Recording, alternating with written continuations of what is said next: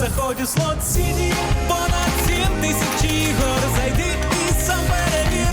Заходь у Слот Сіті, кожен день цікавий шлях. Слот Сіті, столиця розваг. Усіх вітаємо, любі друзі! В цьому випуску Шахтар став чемпіоном України з футболу. Костюк прокоментував майбутнє «Динамо Київ». Збірна України зіграє на чемпіонаті світу. ФІФА ухвалила офіційне рішення. Любі друзі, підтримайте україномовний Ютуб вашим лайком цьому відео та поїхали дивитися новий випуск разом. Шахтар виграв УПЛ в цьому сезоні. Команда Арди Турана в заключному матчі вдома здолала Полтаву та цілком закономірно виграла чемпіонат України з футболу. Шахтар за 3 тури до кінця має перевагу перед Поліссям у 11 балів. І будемо відверті, Шахтар зараз – це команда номер 1 в Україні, як з точки зору гри, футболу, так і з точки зору фінансів. Інші клуби УПЛ просто не готові конкурувати з нинішнім Шахтарем. Динамо нестабільне зі своєю молоддю, а трансферів немає. Полісся підписує відвертих збитих льотчиків, хоча клубу треба якісні легіонери в атаку. ЛНЗ здувся, адже рівень гравців не дозволяє конкурувати за золото, а Металіст 19-25, схоже, помилився з вибором тренера влітку. А тому фактично гідної конкуренції Шахтарю ніхто створити не зміг. Але треба враховувати, що зараз Шахтар ще не на максимумі своїх можливостей. Клуб ще буде рости. Дуже багато гравців, які не розкрили свій потенціал. І зараз Шахтар потенційно – це гегемон українського футболу на 5-6 років мінімум. Звичайно, нам хочеться конкуренції в українському футболі, але, можливо, зараз чемпіонство Шахтаря і на краще, адже, окрім гірників, більше ніхто не може порадувати українських фанів футболу в Єврокубках. Відзначимо, що завдяки високому клубному рейтингу в наступному сезоні Шахтар напряму потрапляє в груповий етап Ліги чемпіонів завдяки ребалансу. Друзі, а як ви думаєте, чи зможе в наступному сезоні Динамо, Полісся або ж хтось інший виграти чемпіонство у цього Шахтаря? Залітайте в коментарі та пишіть ваші думки. А от Динамо Київ залишиться без медалей в цьому сезоні. Динамо у матчі чемпіонату України зіграло в нічию 0-0 з ЛНЗ і ускладнило завдання боротьби за топ-3 і медалі. Екс-чемпіон України має у своєму активі 48 балів і перебуває на 4-й позиції, а ЛНЗ іде 3-м і має 54 пункти. За 3 тури киянам потрібно відіграти велике відставання, щоб боротися за медалі. Однак Динамо може завершити сезон з трофеєм, якщо обіграє Чернігів у фіналі Кубка України. Ось як прокоментував майбутнє Динамо Київ нинішній тренер киян Ігор Костюк. Цитуємо тренера. «Ви бачите, що наша філософія, яку підтримує керівництво клубу, базується на власних вихованцях. Звісно, нам потрібні якісні футболісти для підсилення. Шахтар рухається іншим шляхом. Вони купують дорогих гравців. Ми ж будемо конкурувати за рахунок своїх футболістів, організації гри та якості наших виконавців. Думаю, наступного сезону ситуація вже не буде такою, як цього року, але ми розуміємо, що молодим гравцям потрібен час, щоб прогресувати.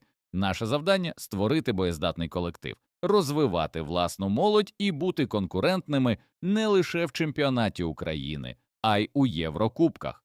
Для цього потрібно, щоб гравці прогресували та набиралися досвіду. Повноцінний аналіз сезону ми робитимемо вже після останнього матчу», – сказав Костюк. Для того, щоб «Динамо» було конкурентним в Європі, треба суттєво підсилювати склад, адже на власних вихованців далеко не заїдеш. Предушко, Захарченко не надто стабільні, про Біловара взагалі помовчимо. А враховуючи, що ще й клуб покинуть, скоріш за все, Ярмоленко і Буяльський, то «Динамо» дійсно ризикує стати типовим середняком українського футболу. Клубу треба підсилення в кожну ланку. Треба гарний надійний габаритний захисник з великим досвідом, поруч з яким зможуть зростати Михавко і Захарченко, а от від Біловара краще позбавитися. Треба підсилення і в центр поля на заміну Буяльському. Якщо брати УПЛ, то непоганий варіант – це Яшарі з ЛНЗ. Безумовно, треба 2 вінгери, адже Ярмоленко йде на пенсію, а Редушко не тягне. Мендоса міг би закрити позицію зліва, а справа можна було б повернути Анхеля Тореса з оренди, який непогано виглядав в тих матчах, в яких грав за «Динамо». Ну і треба конкуренція Пономаренку в нападі, адже Гереро її дати особливо не може. Той самий фал з Карпат міг би виправити ситуацію.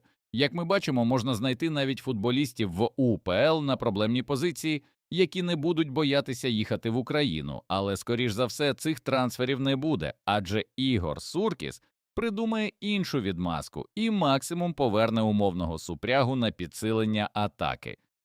Реал повісив цінник на Луніна, відомий головний претендент на українця. Український голкіпер Реалу Андрій Лунін близький до відходу з мадридського клубу.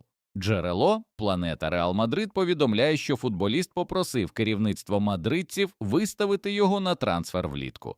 Боси Реалу, в свою чергу, готові розглянути пропозиції щодо українця на суму від 25 до 30 мільйонів євро. Головним претендентом на Луніна називають міланський «Інтер», який готовий запропонувати Андрію місце основного кіпера в команді у наступному сезоні.